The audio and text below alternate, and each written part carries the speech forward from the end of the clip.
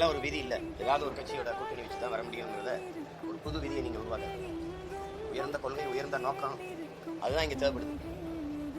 ஒரு தலைவன் என்பவன் முதல்ல தன் மண்ணை, தன் மக்களை முழுமையாக நேசிக்கணும், நம்பணும். நாங்கள் என் மக்களை முழுமையாக நம்புகிறோம், முழுமையாக நேசிக்கிறோம். காரணம், நாங்கள் எங்கள் மக்களிடமிருந்து மக்களுக்காகவே வந்தவர்கள்.